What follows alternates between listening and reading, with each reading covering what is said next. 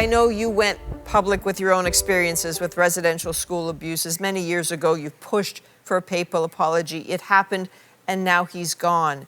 And when you think about his passing, what does his passing mean? What does this moment mean for you in your own journey? Well, I'm convinced that Pope Francis has set out a very firm foundation for next steps in terms of reconciliation between Indigenous people, survivors, and the Church, and other institutions that were responsible for creating the residential school experience.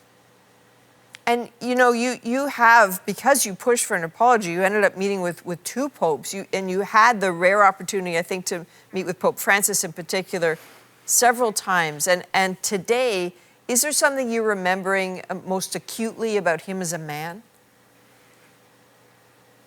Absolutely. I was struck that Pope Francis was such a humble person, compassionate, and a terrific listener. And when he made a commitment, he was true to his word. And he certainly was when he offered us an apology, a more fulsome apology that would be delivered on Indian lands in our homeland here in Canada.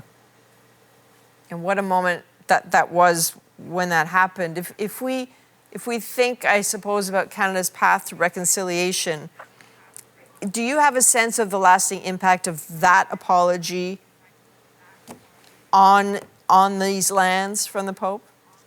As I've indicated, Pope Francis' words to us at the private audience, and then at the apology that he delivered in Muscatchees, set out the foundation.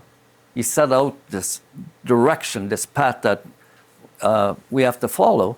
And I'm not talking just about the survivors. I'm talking about Canadians, because the story, the history of the residential school experience is a Canadian story. It's a Canadian experience. Unfortunately, it remained as a missing chapter in Canadian history, this dark, tragic chapter. But it's now in the open. And Pope Francis was one of the key figures in shining light on this horrible, tragic chapter in Canadian history.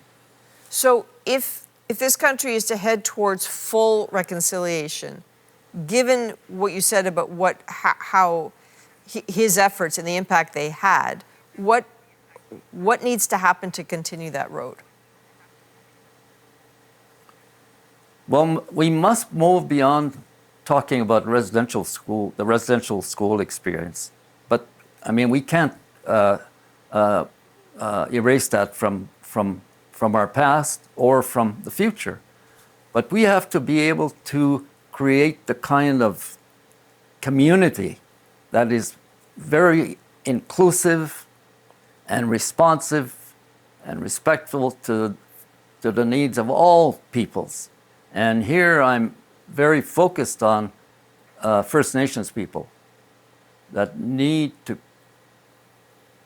pull themselves out of this very horrible place that they're in, at least too many of them, where there seems to be no hope.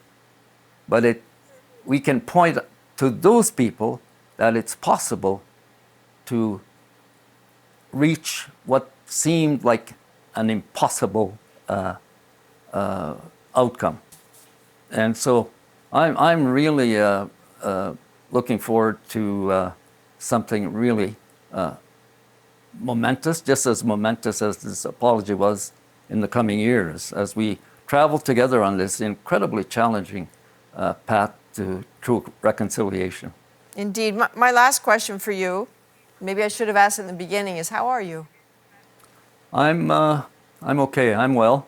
A lot of time to reflect on all of what has gone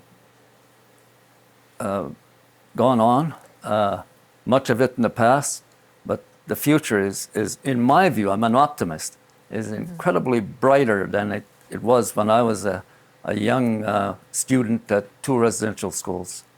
I never thought there was going to be a way out of those institutions. But I discovered that there was a way out, and the future in that place was so much brighter than it was when I was too young to defend myself. Phil Fontaine, as always, thank you for sharing your stories, your experiences, and your thoughts tonight. Appreciate it. Thank you.